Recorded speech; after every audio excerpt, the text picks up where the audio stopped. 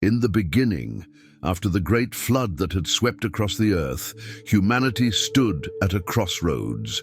Noah and his family had obeyed God's command to be fruitful and multiply, and so the descendants of Noah began to fill the earth. But as generations passed, the people's hearts began to stray from the humility of their forefathers.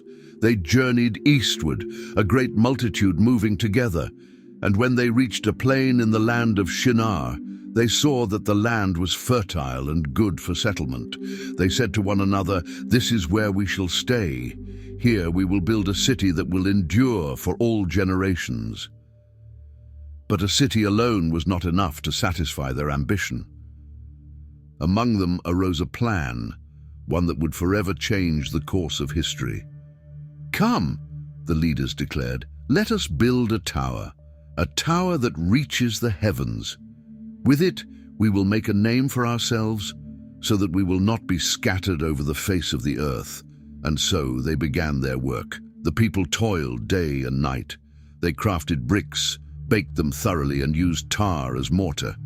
Each brick, each layer, was a testament to their determination. As the tower grew taller, their pride swelled. They marveled at their own strength and unity, saying to one another, "Look at what we have achieved. Surely nothing is impossible for us now." Yet, as they built higher, their focus turned inward. The tower was no longer a project to bring them together. It became a symbol of their defiance against God. From the heavens, the Lord looked down upon the city and the rising tower. He saw the pride in their hearts, the arrogance that had taken root. And he said, "If as one people speaking the same language they have begun to do this, then nothing they plan to do will be impossible for them. Come, let us go down and confuse their language, so that they will not understand one another." In an instant, the harmony among the people was shattered. A worker called for more bricks, but the response he received was unintelligible.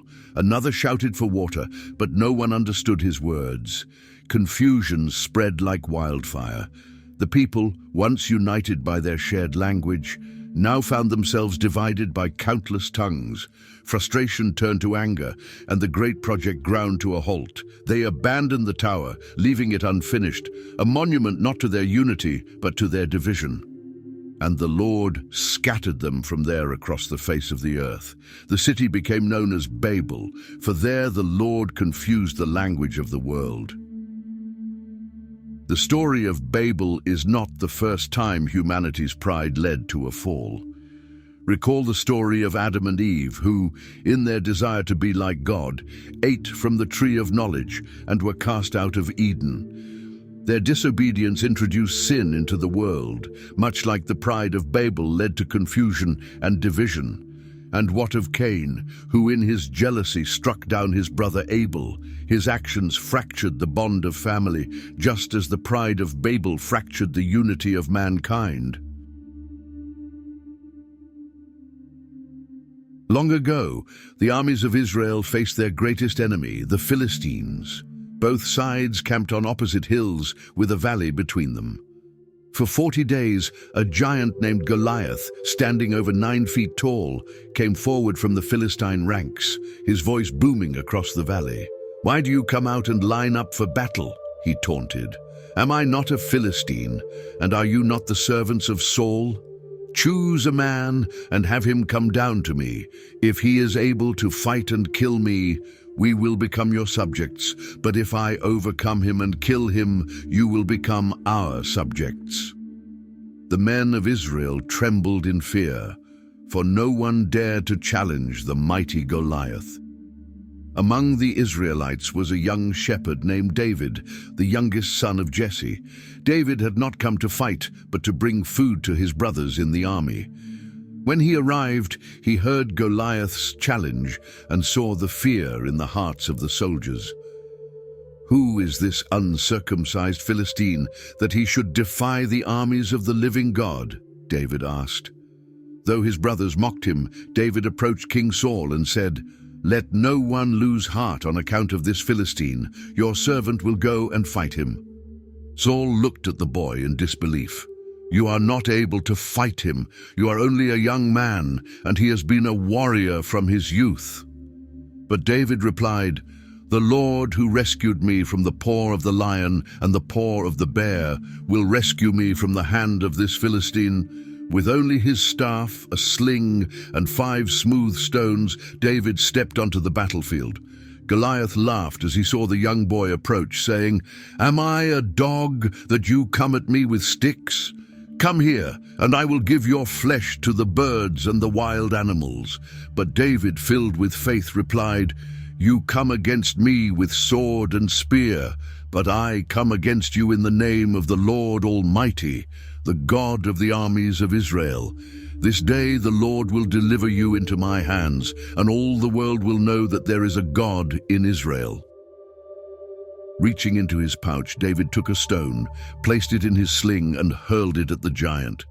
The stone struck Goliath in the forehead, and he fell face down to the ground. David ran to the fallen giant, took Goliath's own sword, and killed him. The Philistine army, seeing their champion defeated, fled in terror, and Israel won the victory. Jesus once told a parable of a father and his 2 sons to teach about God's boundless mercy. "There was a man who had 2 sons, Jesus began. "The younger son said to his father, 'Father, give me my share of the estate.'